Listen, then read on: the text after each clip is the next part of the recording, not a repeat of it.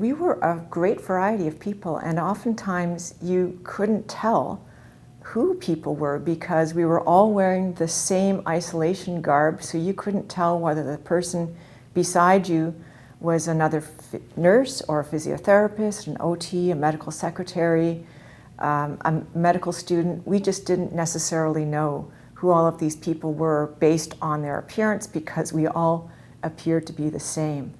But every group of professionals contributed members to the screening, either at the staff doors or at the patient doors. So there was a huge redeployment of people from their regular duties to these duties of manning the doors, because we just needed to have those doors staffed continuously.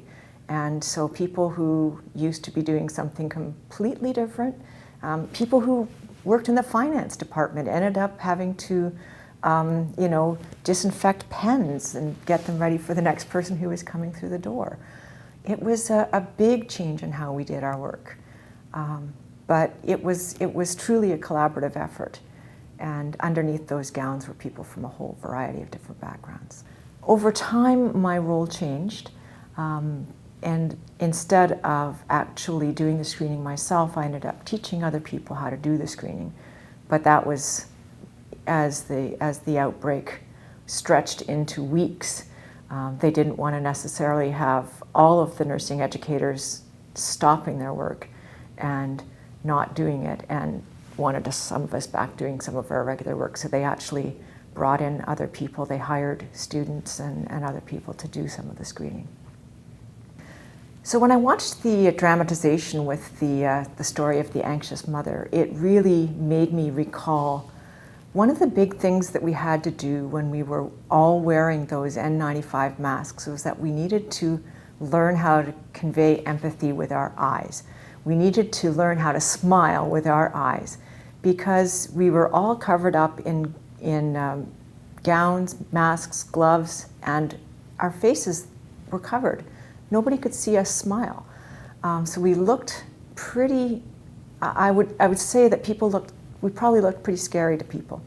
So we really made a big effort to smile with our eyes, to try to purposely look friendly with our eyes, even though people couldn't see our smiles with our lips because they couldn't see that part of our face. So that was one of the things that was one of the practices that I was really purposeful about, because I knew that people otherwise would sort of see this great rank of people at the screening stations and wonder who we all were, because you couldn't really tell from whether we were friendly or whether we were threatening.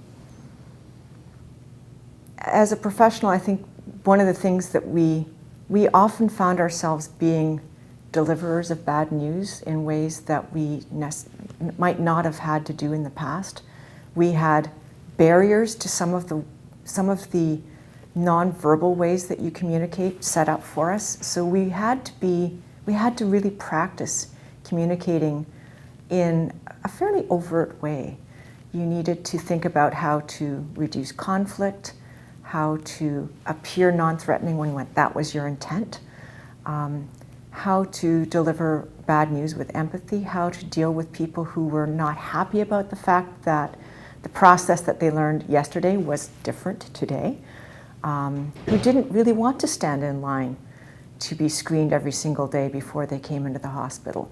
So we needed to try to diffuse conflict, to make the process of being screened as painless and as streamlined as we could possibly make it, and to work together as a collaborative team to make that possible.